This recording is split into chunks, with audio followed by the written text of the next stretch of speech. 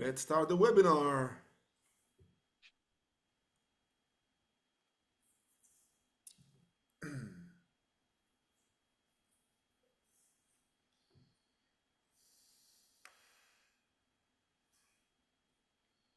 Hello guys, thank you for joining.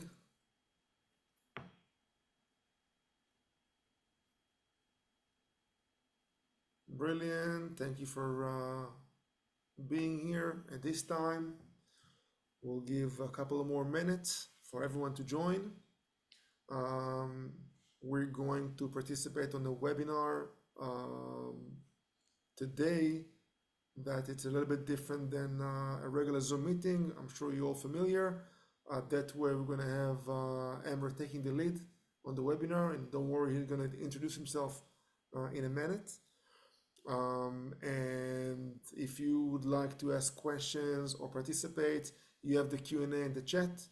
I would love just to check if you hear me and if the chat is working for you guys. Just write hi, so we'll know that you hear me and everything is fine and you can communicate via chat. Otherwise, we're going to use the Q&A. Perfect. Thank you, Ares. Thank you very much. Yes, thank you very much, Adam. I appreciate it. Beautiful. Thank you, thank you, thank you. So wonderful. Of course, brilliant. I see Alon raising hands. You don't need to raise your hands. And feel free to talk.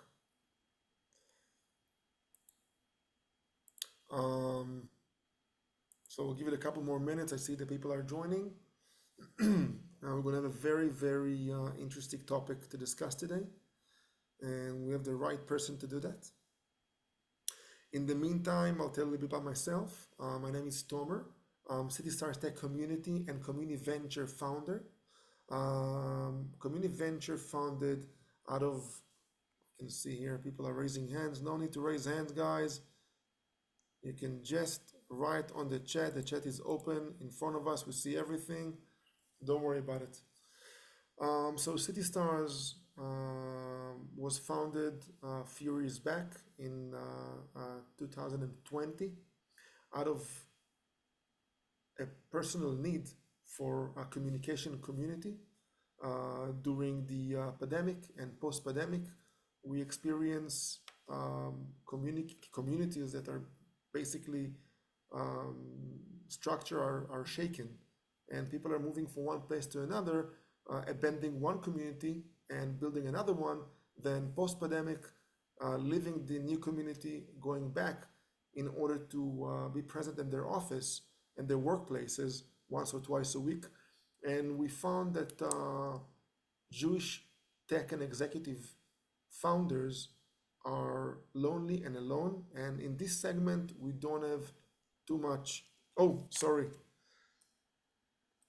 I'm sorry, can you hear me better now? How is the volume on my side? Dennis? Give me feedback? Great, great. So, you know, it's it's evening after a long day, so I'll try to raise my voice. So, as I said, the community venture is actually positioned itself toward Jewish tech founders and executives in one meaning only: connecting with Jewish tech founders worldwide, helping each other, communicating, helping each other on a personal and on a business level, but in a specific segment, tech. So you'll find here either startup founders or tech executives. And we have our network, global network, to here help you for everything you need. If you wish, we can actually add you to our chat. And this chat is very specific, as I said, for a specific segment. And we know that no nonprofit or charity is dealing and provide value for that specific segment. So here we are for you, helping SaaS and tech founders accelerate growth, scale, fundraise, and reach their highest value and highest vision and potential. So today we're going to have our discussion with Dr. Emre regards AI, generative AI, machine learning, and data science. And Emre, thank you for your time. Please take the lead. Oh, thank you very much, Tomer. Hi, guys. I'm Dr. Emre Akanak. I'm currently founder of, actually, I have several startup experience both in United States and Israel. And currently, I'm teaching in the university. I'm teaching AI, and I'm specifically working on telemetrics, analyzing human behavior or the process behavior and data-driven decisions, how to use data for the decisions. And I'm the founder of Akanak & Co. Actually, currently, I'm providing service to companies, and there you see the barcode, scan me. You can scan the barcode, and if you have some specific question, you can book a meeting with me, and we can discuss about your specific needs and what you need and what is your idea and how you need and how we can deal with it. So if you have some specific questions after the webinar, go for it and scan the barcode, and you're free to book any meeting with us and me. Okay, I would like to start with you, and I will give you firstly the presentation. I will show the presentation. I will today talk about data-driven decision and how to utilize AI, because AI is the magical word, artificial intelligence. But in the end of the day, most of the tech companies, especially the giants, usually invest in AI, but it is not like really very magical, and there are some kind of the problems, and data-driven decisions couldn't automate yet. So human factor is very, very, very, very important. Many startups they get a huge advantage, and some of them really face really big problems. So we will talk about this a little bit, and we will talk about how really provide data-driven decisions. I would like to share my screen with you, and I'm starting the presentation. Second, please. Guys, if you want, you can see on the top right hand of your screen, you see a QR code. After the meeting, after the webinar, you can scan it and make an appointment with Emre. Okay. Firstly, please let me know if you can see my screen and if you Brilliant. see We see everything. presentation. Everything is wonderful. Thank you. Yeah, great, great. So what we will talk about, data and decision process, right? And DSS means the stands for decision support systems. DDM, data-driven management, and DDD, data-driven decision. We'll talk about it. Okay, so I would like to go over a little bit table of content. Firstly, we'll talk about what really decision support system and data-driven management and data-driven decision is. And we will go a little bit in the second part, we'll go to data and decision. Then I will explain to you data in real world. And then we'll go to the gap between theory and practice, the gap between actually the studies and the real world. Then case studies will go, then demand and needs in the market, and then solutions and Q&A. And if you have any questions, you can welcome to write the webinar chat part. I will try to answer your questions too. And if you have any more or deeper questions, you are more than welcome to book sessions and ask your questions. Okay, let's start actually what really data, the DSS, decision support systems, data-driven management, and data-driven decisions is. Firstly, data is always part of our life. They're always data. The issue is, in the past, we couldn't collect them. And ordinary people in their life is exposing exponentially more and more data every day, than comparing even last 50 years before, that the persons they face the data in his own life. And every day we are facing a lot of data in personal level, institutional level, and even in government level. So when we are looking at the data, and then we are trying to understand the data, and we try to automate some decisions, because the things which we need to decide also increase what to buy, from which price to buy, and how to buy. As an example, in the past, if you wanted to buy some clothes or some things, you need to arrange your time, you need to go to the shop, and you need to look at and buy some. And you could maximum go to 2 or 3, maximum 4 different places, and you could try on and try to buy. But now it's not like that. You just go on your mobile phone or your laptop, You try to go to the e-commerce and you try not 4 or 5 products, you try maybe 20 or 30 different products. And also in the morning, you need to decide, you directly get a notification and you're deciding if you should buy this share in the market and stock or not. Or in the morning or when you're talking to your friends, you directly get a promotions and you decide 2 or 3 months after if you should buy this ticket, this plane ticket for the 2 or 3 months after or not. So ordinary person, not only the companies, corporations, ordinary person is also facing and exporting much more decisions in his life or her life. And now I would like to talk that. So what we are doing in order to utilize the data and decisions, companies and corporations, I'm sure that you already hear about the A/B testing. So they try to analyze data and they try to apply the testing, A/B testing. But I would like to inform you that 85% of A/B testing is unfortunately giving wrong results because of lack of education, lack of mathematical knowledge, lack of understanding data, because data itself coming with embedded bias. And another thing is that causality. So most of the companies do not understand, or the experts don't understand the causality. As an example, this very well-known example from the Judea Pearl's Book of Why book. If you look at that, there's a high correlation between shark attacks and the ice cream sales. So a person can directly think about that ice cream sales that causing shark attack, right? But in reality, it is absolutely related to the heat and the summer, and there is no direct correlation. There are many things like that. We can go with this example, and I can give you tons of example. For example, skin thickness and diabetes. The people have usually the people live the skin thickness has more diabetes or diabetes cause skin thickness. Which one is the reason? Which one's the result, right? So actually, this is the problem. Most of the tests are usually in the market, the people or the companies are using or utilize are not really very correct.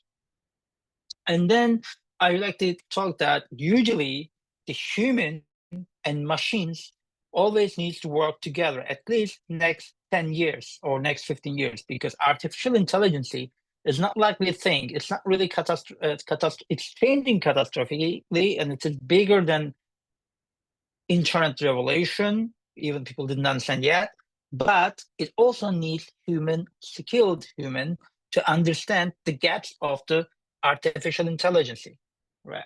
Okay, so the artificial intelligence still cannot understand the concept.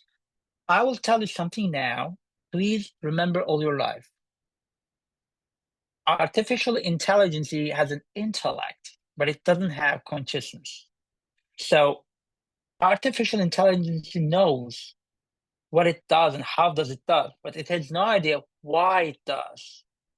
So this caused a problem, especially when we are analyzing people, group of people together, or individuals' behavior. The system can get confused. For example, we can work with an artificial intelligence. In the left side, you see the SCADA system, supervisory control and data acquisition, because it has one single logic. If the pressures are increased, let's say 40 pressures at the pound per square inch, PCI, let's say, or 150 PCI, close the system. It works perfectly.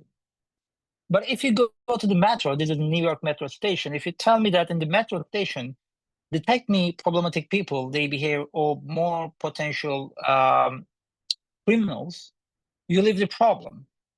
Like New York Police Department. Because in the system, more the colored people, there were the more colored people in the past in the system because of the social disadvantages, and most of the colored people started to detect as a potential criminal. You can leave the same problems. And so AI has no idea why does it know and the context. So that's the reason, and human skill is still very, very, very necessary. Okay, let's go in a little bit decision concept together. Data and decision. I would like to please for a second think what really decision is, because decision has serious stages. And anytime, if you are classify the decisions, there are many different decision steps. So the decision is, according to Oxford Dictionary, English Dictionary, the results of these actions or process that which has been decided, and conclusion and judgment, a resolution, and the choice. Like our choice are decision. Every choice depends on decision. You decide and they act with it. But in order to decide, we need to understand by the way, every decisions are not the same. There are approximately 20 different classifications by different perspectives about the decision. If it is a binary, yes or no, if I should buy or not, this is a decision. If I should go or not, this is a decision. If I should talk to that girl or not, I should offer her going out or not, there's a decision. But also, sometimes there's a regressive decisions. If I want to buy this, okay, I want to buy this new coat or new pants or new t-shirt, but how much I will buy it from? What is my limit? This is another decision, right? One decision is binary, right? True or false or 1 or 0. Another is many stages until from which time, which price to which price is my range, right? What is worth for me? So actually, decision making is a very complex process. And when we include the machine in it, and artificial intelligence is managing this process only with a limited data, right? The given data. But in real world cases, more than just the given data. And another thing is that, which is very important, the capacity and concept is changing now. Because in the past, we had less data, more knowledge, and we had more opinion-driven decision. Now we have data-driven decision. Opinion-driven decision is usually the people have generally an opinion about their experience and then go for it because they have an experience. In data-driven decision, it does not really work like this because each case is unique. And in order, if you will apply the data-driven decision, you should put your opinion on the side first, and you need to read the data. But in the past, especially before internet revolution, data capacity was less than 10%. Now we see that data is more than 85%. There is a serious asymmetry between data, information, knowledge, and wisdom. And we go over this. I would like to make a very simple explanation. For example, if you will buy some quantity of food, or if you want to decide how you will buy the share of something, the price is the given data. If it is more expensive or less expensive comparing yesterday according to similar shares, it is information. And if it is less expensive now because of the market evolution or news, it is knowledge. And to know that if there's more potential to going up, 90% possibility of going up, it is a wisdom. So this asymmetry changes a lot in the market. And the people, they don't know how to read the data. The companies, they don't know how to read the data, facing serious consequences. And now it's very important to blend data with knowledge and information. And if you look at that, it's important to process the data because most of the data is junk. So creating added value from data is seriously very, very, very different. Another thing to consider is transformation in the real world. If you look at our basic statistics, basic data about the humans, about our world, you will see that the people are using the data is using everyday new tools, new applications, and data capability is growing exponentially. And if you look at the statistics, urban population statistics, you will see that much more people are living in the cities now since 2007 than the urban or the peripheral areas and the urban areas, which means that more people are living in cities and they're adapting the city life, which means that they will produce much more data. So next 20, 30 years, we will face much more serious exponential increasement in the data. So we will face a lot of data as an individual, as a companies, corporation, government, we will have more and more and more data. And the classical data approach is not really helping us. So I have developed in my own approach for the data science and the data structure, which I use and utilize for my services. So actually, we need, if you look at that, 2SM, quantitative and science methodologies. This is 2S. And CS is the computer science, DK is domain knowledge, and ARMT is epistemological research techniques and knowledge.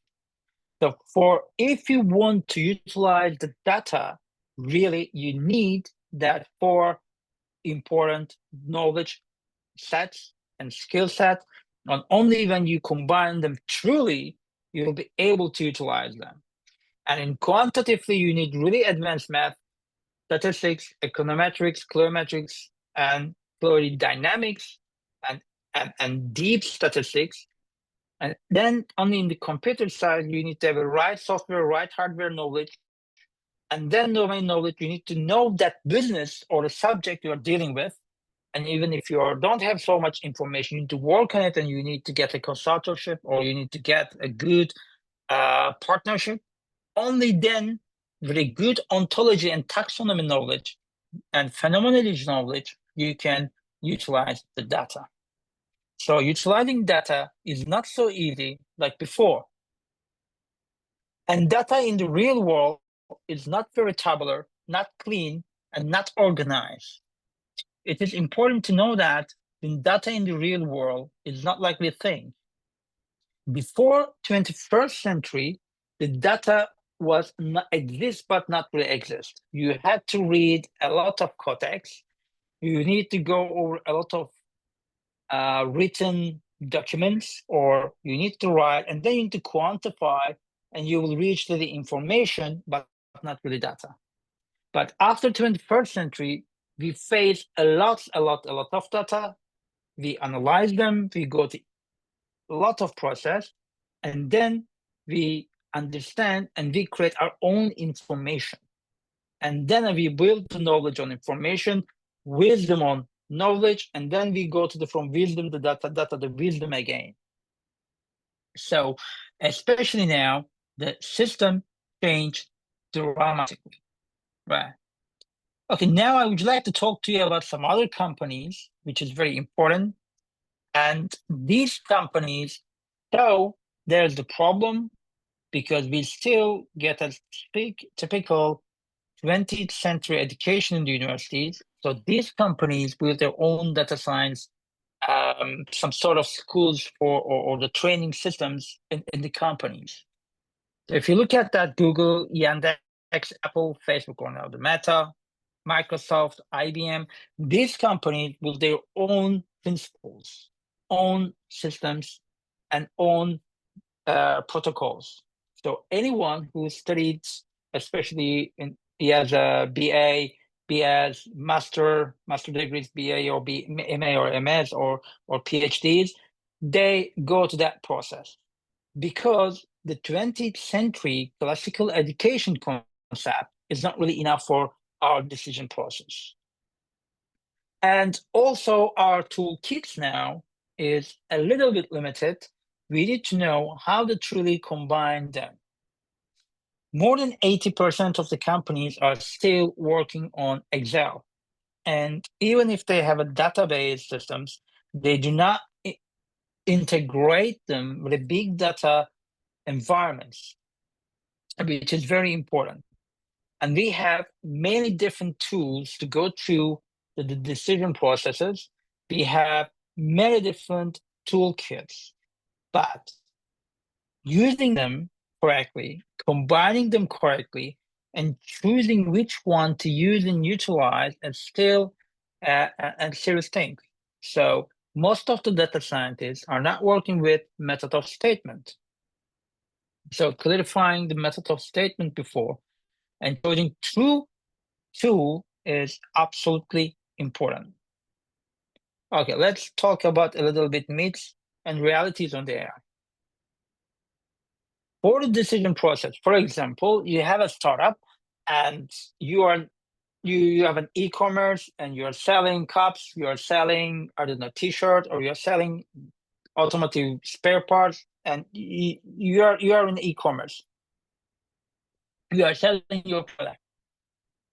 You actually you have to understand why product B is selling more than product A, and why is important. You can make some kind of test, like classical A/B test, but will tell you if the sales of product B is statistically significantly different than product A, but it will not tell you why. Unless you will understand why really product B is selling more, you will not be able to get the results. And instead of it's a success, there can be some other differences. For example, you could sell your most needed product in the United States, and you are selling, let's say, a specific t-shirt, but Mexicans prefer to buy it. So it means that Mexican people's tastes are very related to this. But if you will try this in United States or United Kingdom, or I don't know, if you will try this in Netherlands or other places, you might face a difficult process. Or if you are selling a product B for a certain reason, and it might be related to price, or even the price is expensive and people are buying. Maybe if it's a competitor product, for example, if you are selling a automotive spare part and people are buying it, it might be related to their automotive technology, because the spare part shouldn't be fixed very well in the automotive, and the people could buy it because of that. So you need to understand the reason, and you need to always combine the result with a reason. So that require before the decision, learning and understanding. And learning and understanding is not the same. We apply deep learning, the machine learns, but artificial intelligence, it doesn't understand. That's the main important thing. Okay, let's go with the case studies. I would like to go over some case studies with you. Guys, if you before that, if you don't mind, Emre, guys, do you have any questions right until now? I think it's important. Yeah, Please go ahead if you have any questions. That's the time. Before Emre, go ahead to the case studies. I'll give it a couple more is minutes. there one who has a question? I was like, yeah, let's wait for a couple minutes. Yes, yes. Take your time, guys. Use the chat, please, or the Q&A. Try to ask questions that are related to your businesses, your products, or any data strategy or AI, machine learning. Please, that's the time. Emre, go ahead. Continue. Okay. So guys, the case studies will go that we will face three simple biases, three main biases. One is system biases, mostly comes from the machine. And secondly, sorry, Ivan asked a question, I guess. May I answer, Tomer? Tomer, can I answer to Ivan? Yes, of course, yes. Oh, yeah. I have a business that relies on prompt engineering. Will we go over it, or it is out of scope? Yeah, prompt engineering is a little bit interrelated. Yes, that's true. And the next few slides, I talked about this, and I gave an example as Tay. Yes, it is absolutely related, Ivan. And also, guys, if you have a different businesses and if you have different questions, you're more than welcome. Okay. Right. There's a three main biases. One comes from the system. The system bias is usually comes from the algorithm and the mechanism. Human biases and statistical biases. Statistical biases generally embedded data biases and methodological biases. So it's important to understand if there's a bias or not, and there's always a bias, and how to detect and what the bias is. Evans question is important because most of the time with LLM systems, large language models, most of the time there's a bias. And the bias comes from usually the human side because people have a different vocabulary concept and native level, not native level, and how to use the word and also the typo. These kind of things are creating biases. Okay, let's see that how to see and the different perspectives. If the left one and the right one is exactly the same thing, the same distribution, and then we go to the same distribution, as we see the same distribution, the same data, but in the different perspectives.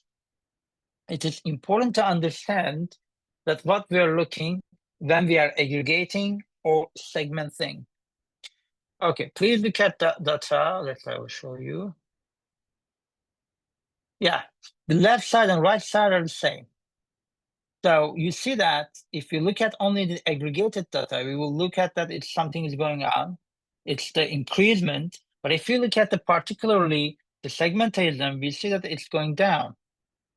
So it is absolutely important to understand how we need to and how we should deal with the data. Okay, now I would like to show you some case studies like an Ivan's question. There are serious case studies about it. One of them is from Tay. Tay was a both case by Microsoft. They developed these systems in order to train children, in order to give them some kind of toy that the children, lonely children, will be able to learn.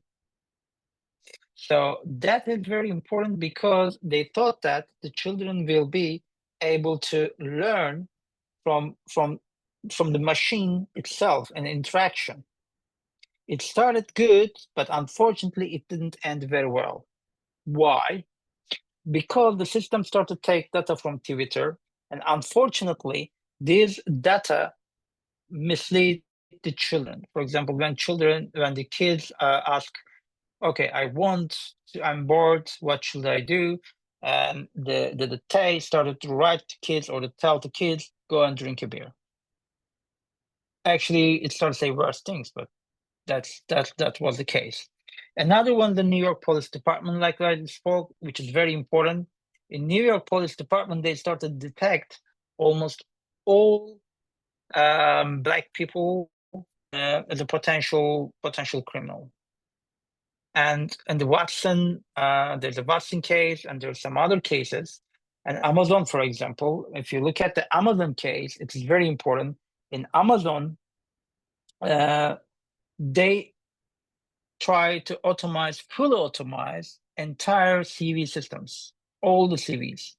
And when they try to automate all the CVs, and they thought that it will be much easier to go over it, and the machine can decide who to employ. It completely went very bad and very wrong, unfortunately. It was a serious problem, and a lot of problem came up after. And if you look at the Zillow, please check how Zillow leaves the problem. How Zillow lost over $800 million. That's a really big case, and only because of automating a system and the deciding according to statistical concept, Zillow lost over $800. And Motorola, BlackBerry, and Blockbusters, these all are seriously very important case studies. Because we don't have so much time, I don't want to go over this, but like an Ivan's questions, if you directly trust the AI and leave it to everything, the things can go very well, but suddenly it can collapse. That's a very, very, very important case. Okay, let's go with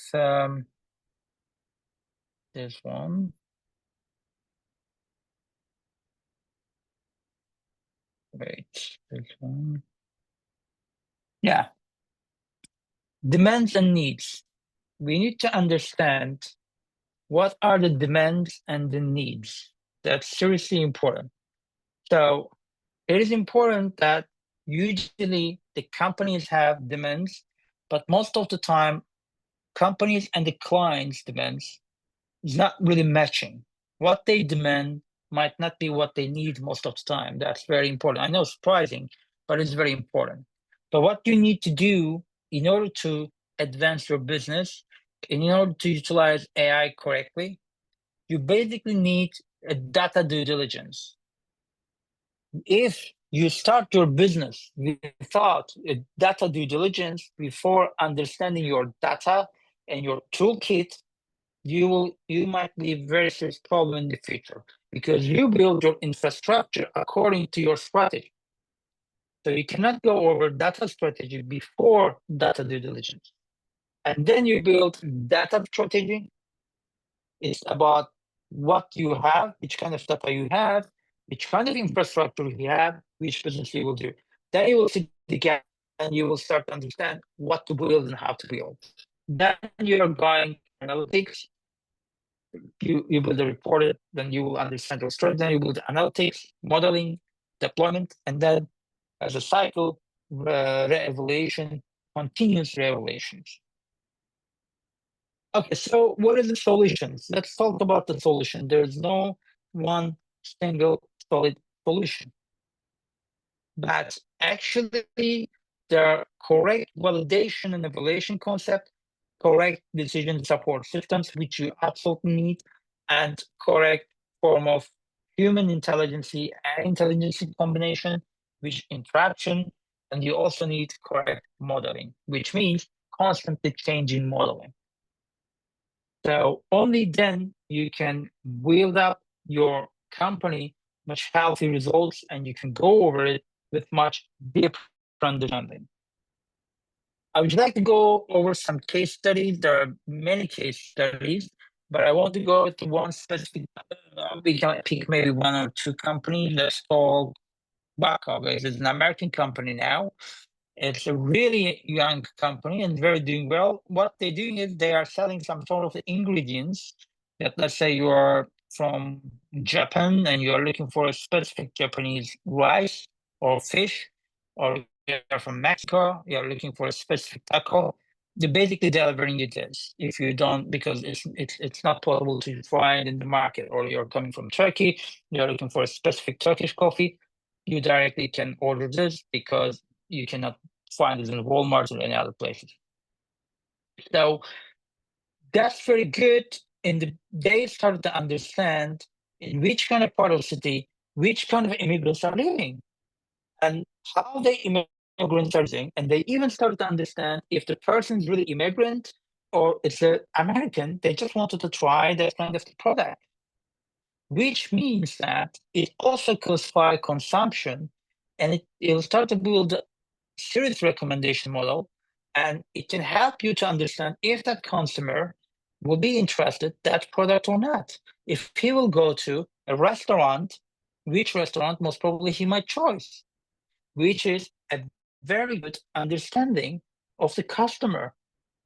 So it's a serious things to have to use the data, that one, and started to grow, this company started to grow, and only with understanding how to use the data, how to understand the customer, how to understand it, which is a serious and very serious subject. And there is another thing that these kind of studies shows, another important thing. This kind of studies openly shows if you have a customer, you want to know what you should do. I would like to ask you a question, guys. Can you please answer? In your business, how do you try to know your customers? What do you do in order to understand your customers? Could you please answer? Could you please write in the chat that how do you go over that process?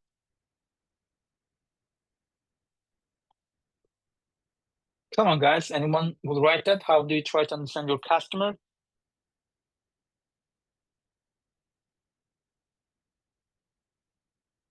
what do you do in order to understand your customer? And okay, you ask directly. You ask them. Okay.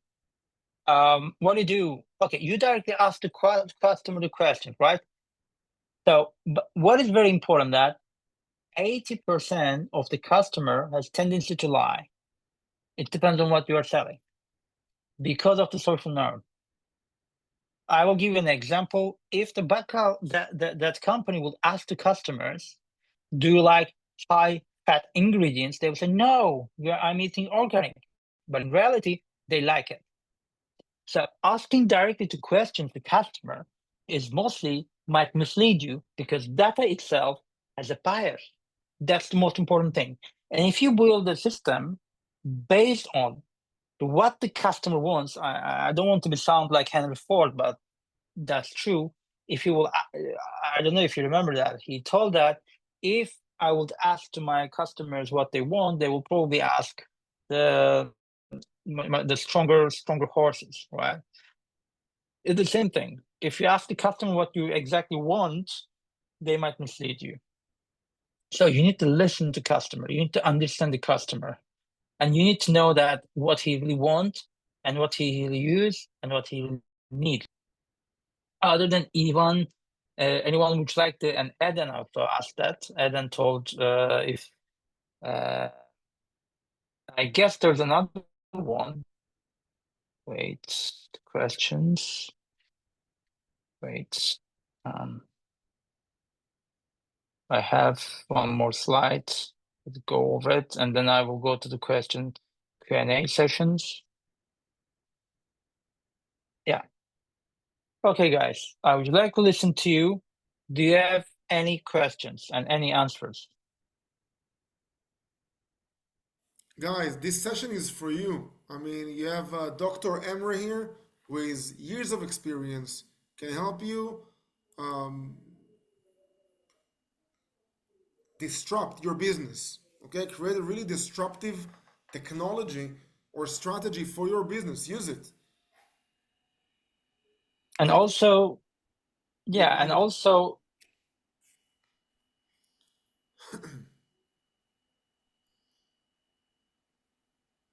Please, Emre, go ahead. yeah, and also it's important that if you're thinking that your sales are going down and it's going up and down, and your sales is a little bit fluctuation, there's the fluctuations, there might be serious things. There might be another thing Let me that just it ask you might be one thing, also if you don't mind, opportunity. before you run to sales. Do we have, and if you can reply on the chat, do we have business owners that already generating revenues? Just write me, just to know that it's relevant to you guys. None. Okay. Um, you can just raise hand even, just to get a feel of where to take this conversation. Do we have here any tech founders that are right now on the R&D stage, developing the product?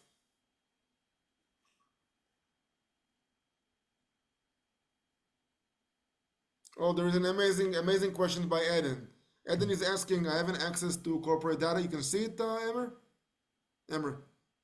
Yeah, I'm reading. Oh, brilliant. I just first want to read Eden's questions and then answer. Please go ahead. I have access to corporate data and a team of experts in the field. How do I start researching it to find opportunities to apply AI? So Actually, Eden, just qualification. Eden, what you're talking about is basically right now you don't have any ID of a solution, but you have access to data, and you would like to find some kind of traction, we'll call it, or an angle to attack the situation. Yes or not, Eden? yeah, it's important to understand the questions Yes, correctly. Yeah. please. Yes. Okay, so I just would like to repeat what Tomer said. You access the data, you have the data, you have some team, and you try to utilize AI in order to see what are the opportunities. Right. And actually, you basically, first of all, need a good analytics before AI. Because artificial intelligence, like I told you, is completely artificial and it doesn't have consciousness, it have intellect. After the analyzing and classifying the data, after filtering out the data, you might get a very good AI tool in order to see that what might be the gap and opportunities and what might be the potential for you. But it is important, firstly, to understand if you have enough data or not, because if you have a lot of data, that's great. If you have very limited amount of data, it might be the problem. And then it depends on what you're looking for. For example, if you are selling something, if you are you in e-commerce business, what is your basically industry, Eden? I will give you an example from the industry.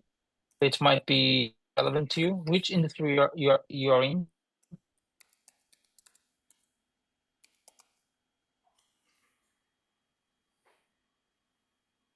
Okay, land and sea transportation. Okay. For example, customers, you're able to see that probably. Do you take data from index and the price indexes or like this automatically or directly, or this data comes to you and you manually use this kind of data? Or while you're pricing, there's an automatic pricing system. For example, you get like a fuel price and the man-hour price, or for the sea transportation, like a Baltic Dry Index and this kind of prices. Do you use this kind of index automatically, or you manually giving price, for example?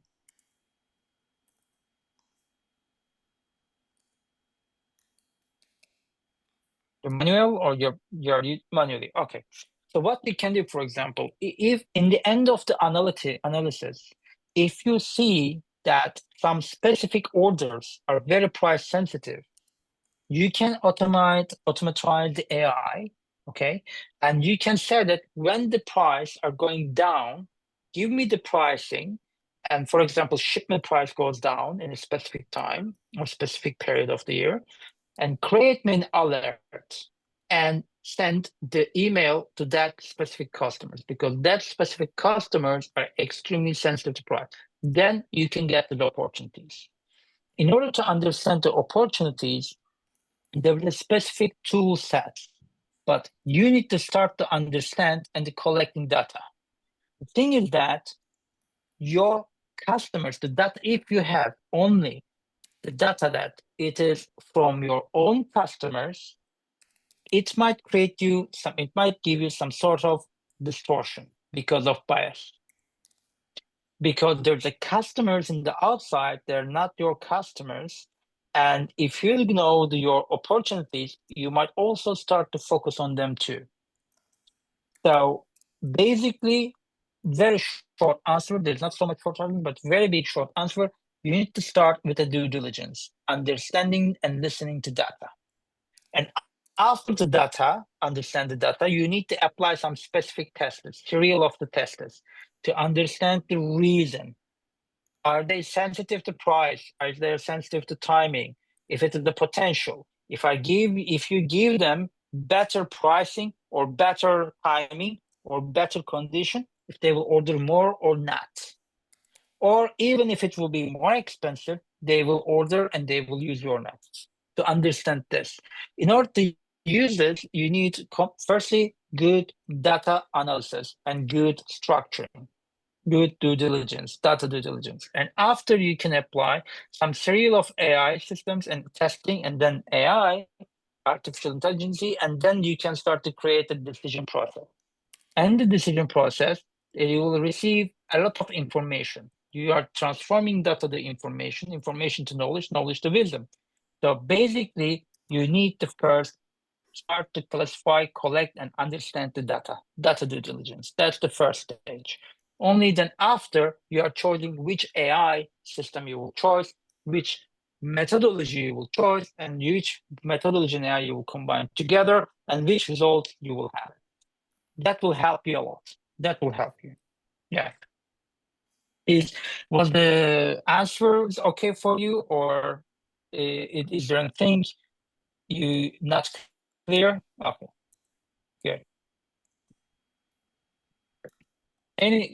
Anyone who wants to ask any other questions? Is there anyone who wants to ask another questions?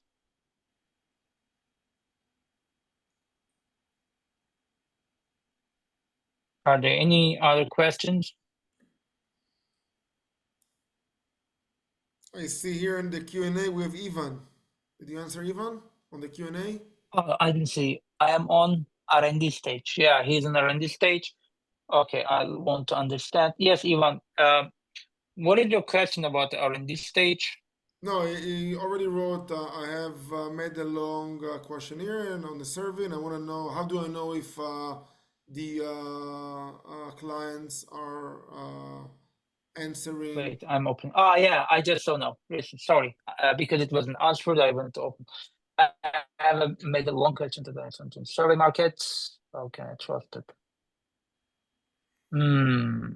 Yes. Okay, I want to read the question first. I have made a long questionnaire that I sent to survey the market.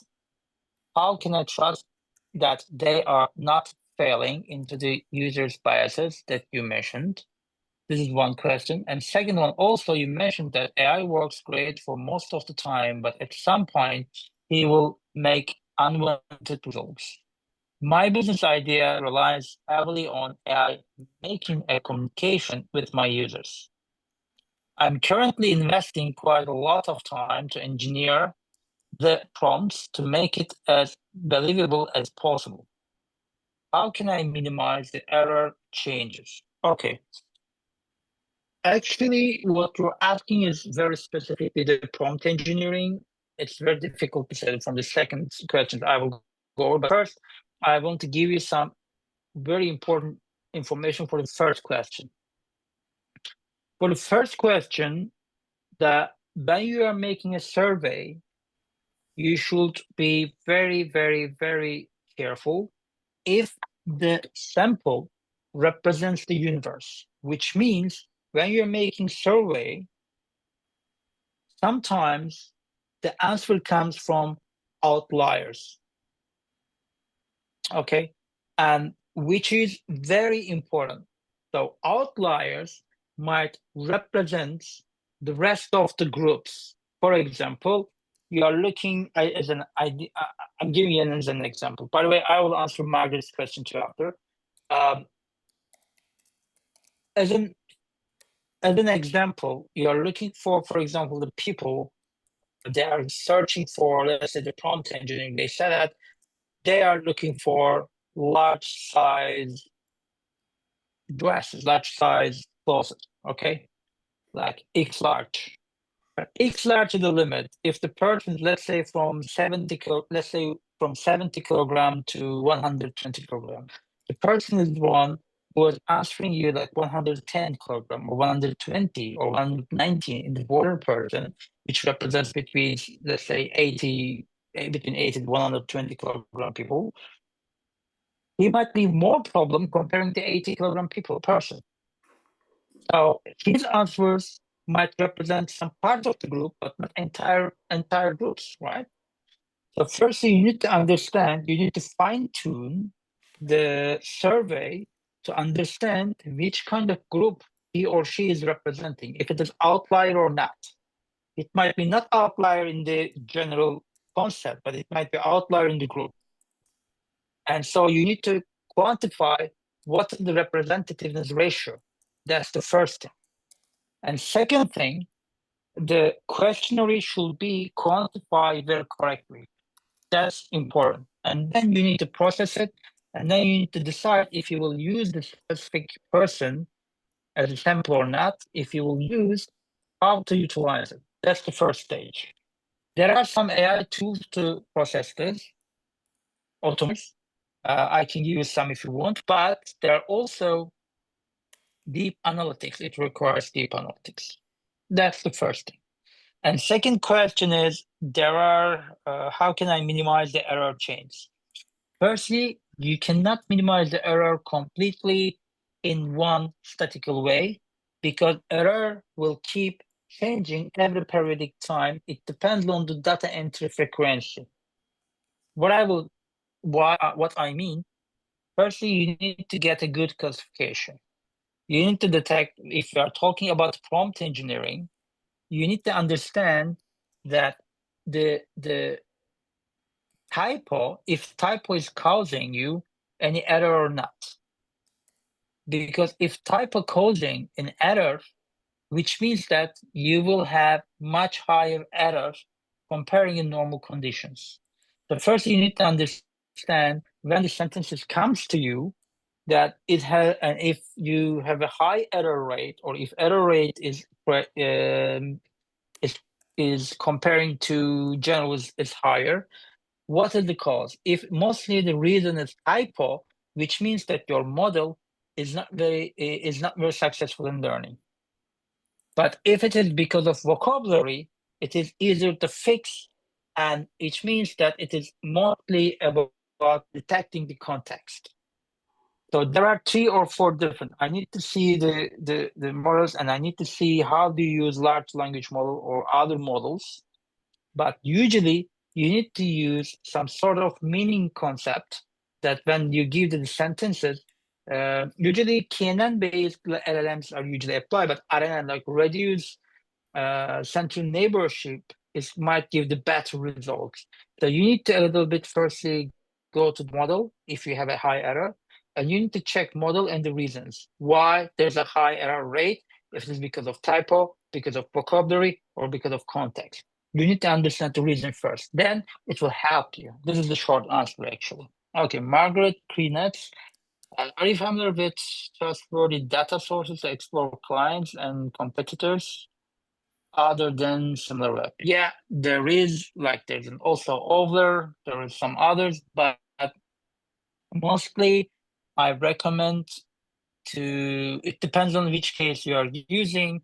There are 5, 6 different sources, but even you get some other sources, you need to classify them, and you need to know that which kind of type competitors and which kind of client.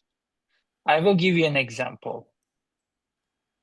If you are selling some kind of a specific software, like maintenance software, okay, automation software, your automation software, you can directly try to sell to Safran Group, which is owner of the Renault, right? Or other automation companies.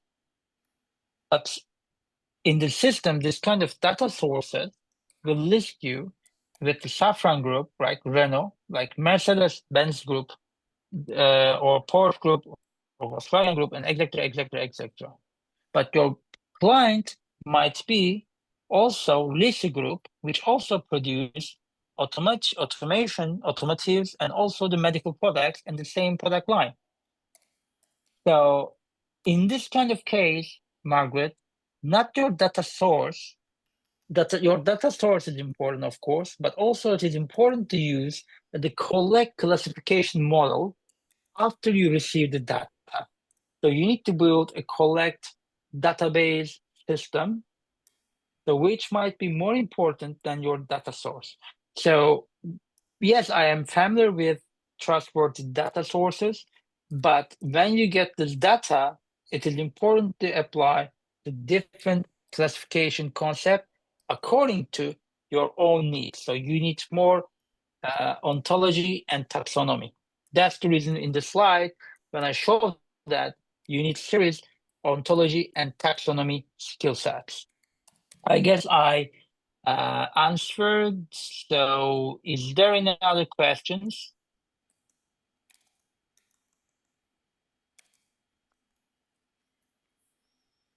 There is, I guess I answered them. Do you I think have, I think you answered everything, and we have really the last minute, guys. So for the last minute, I would like to thank you for participating, and I would like to thank Emre for his time and this wonderful webinar. I hope it provided value for you. It was very interesting. Thank you very much. If you would like to set an appointment with Emre, you see the QR code on the right hand side of the screen. Scan it, make an appointment, schedule it, and Emre will be more than happy to discuss any further topics. So thank you very much. I hope Thank you you very enjoy. much, Tomer. We'll have next week, same day on Wednesday, same time, 6 o'clock, 6 p.m. GMT +2. I don't know where you are around the world, but please join us for the next webinar. I will share the list soon. If you wish, you can just PM me as well. And thank you very much again. Thank you so much for your time and have a wonderful rest of the day. Emre, thank you so much. Thank you very much. Bye bye, My guys. pleasure. Thank you very much, Tom. Bye.